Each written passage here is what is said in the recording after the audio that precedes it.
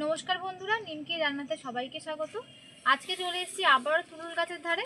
আগের বার একটা রেসিপি করেছিলাম তুরুল গাছের ডাঁটা দিয়ে, আজকে তুরুল গাছের ফুল দিয়ে একটা রেসিপি করে দেখাবো। অনেকেই তো জানে না যে তুরুল গাছের ফুল খাওয়া যায়। বনে জঙ্গলে রাস্তার ধারে পাশে কিন্তু তুরুল গাছ হয়ে থাকে, কিন্তু এর ফুলগুলো যে খাওয়া যায় অনেকেই জানে না। তাই ভিডিওটি স্কিপ না করে প্রথম থেকে দেখতে থাকুন। আজকে তুরুল গাছের ফুলটা আমরা কিভাবে রান্না করি।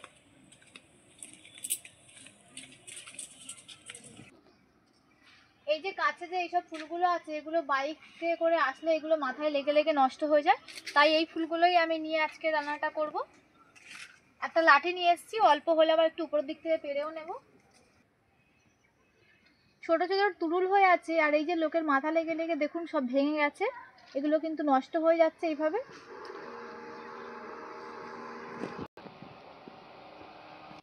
দেখুন কত সুন্দর পেছনের তুরুলটা ধরেছে। এই ফুলটাকে আমি নষ্ট করব না, তাহলে তুরুলটা নষ্ট হয়ে যাবে।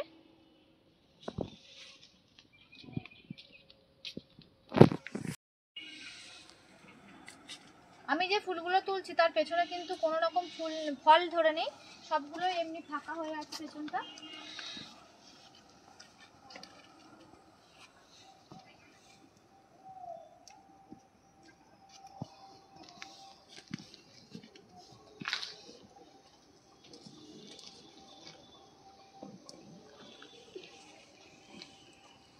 আমরা আপনাদের সামনে যে রেসিপিগুলো তুলে ধরি সেগুলো প্রায় বিলুপ্ত হয়ে যাওয়া গ্রামের জিনিস। তো স্কিপ না করে ভিডিওটি দেখতে থাকুন। এই বিলুপ্ত হয়ে যাওয়া জিনিসগুলো আমরা কিভাবে ব্যবহার করি, খাওয়ার উপযুক্ত করে তুলি।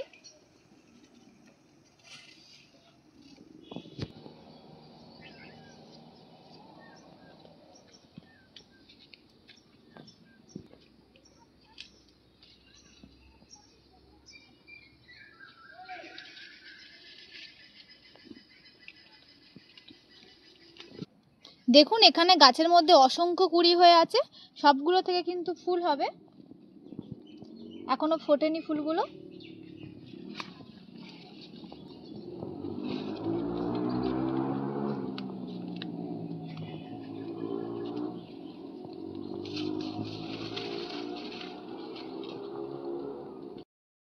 গাছে ফুল অনেক ছিল, কিন্তু ততগুলো ফুল আমি পারিনি, কারণ ফুল পাড়তে গেলে যে পেছনে কুঁড়িগুলো ছিল সেই কুঁড়িগুলো ভেঙে যাচ্ছে। এই যে দেখুন আমার একটা দুটো কুঁড়ি ভেঙেও গেছে।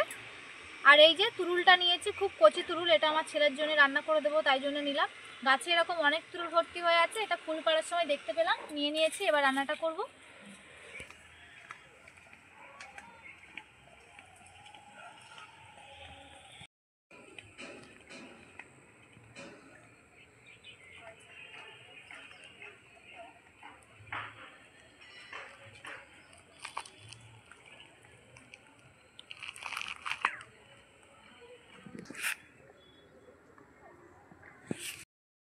এই ফুলগুলোর কিন্তু কিছুই ফেলার নেই, শুধু মাঝখান থেকে যে পরাগগুলো আছে ওগুলো একটু ছিঁড়ে ফেলে দেবো, দিয়ে ভালো করে ধুয়ে নিয়ে নেব। আর সঙ্গে একটা আলু ব্যবহার করব, আর দেবো পেঁয়াজ। এখানে ফুলগুলোকে আমার ভালো করে পরিষ্কার করে নিয়ে ধুয়ে নেওয়া হয়ে গেছে। এখানে আলু আর পেঁয়াজ কেটে নিয়েছি। আর আজকে কাঁচা চিংড়ি মাছ পুকুর থেকে ধরা হয়নি, তাই জন্য বাড়িতে পুকুরের চিংড়ি মাছই শুকনো করা ছিল, সেগুলোকে জল দিয়ে ভিজিয়ে দিয়েছি। এবার উনুনটা জ্বালিয়ে নেব। আপনারা যদি এই ফুলটা রান্না করেন যতটা সম্ভব ততটা কিন্তু সরু সরু করে এই আলুটাকে কাটবেন।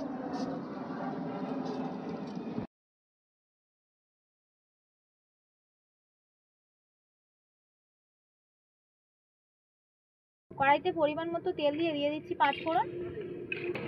তারপর দিয়ে দিচ্ছি কুচানো পেঁয়াজ।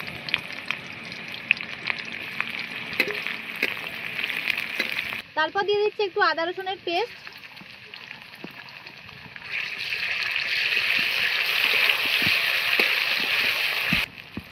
তারপর দিয়ে দিচ্ছি ভিজিয়ে রেখে দেওয়া শুকনো মাছ।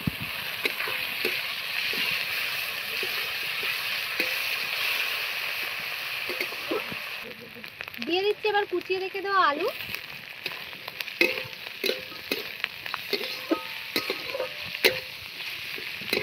দিয়ে দিচ্ছি স্বাদ মতো নুন।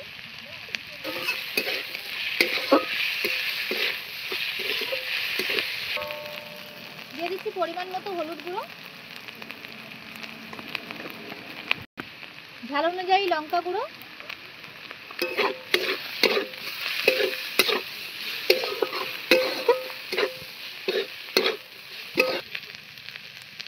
মশলাগুলোর সঙ্গে আলুটাকে ভালো করে কষিয়ে নিয়ে শুটকি মাছের আলুটাকে কষানোর পরে এবার দিয়ে দিচ্ছি কুচিয়ে রেখে দেওয়া ফুল। ফুলটা দিয়ে কিন্তু খুব বেশিক্ষণ নাড়াচাড়া করার দরকার নেই। দেখুন কড়াইতে ফুলগুলো দেওয়া মাত্র দেখুন ফুলগুলোর এখনো কিন্তু চিহ্ন নেই, একদম নরম হয়ে গেছে আর বোঝাও যাচ্ছে না যেটা ফুল আছে। এবার দিয়ে দিতে হবে খুব অল্প পরিমাণ জল এটা সিদ্ধ হওয়ার জন্য। শুধু আলুটুকু একটু সিদ্ধ হলেই হয়ে যাবে, আলু তো খুব অল্প করেই সরু সরু করে কেটে রাখা আছে।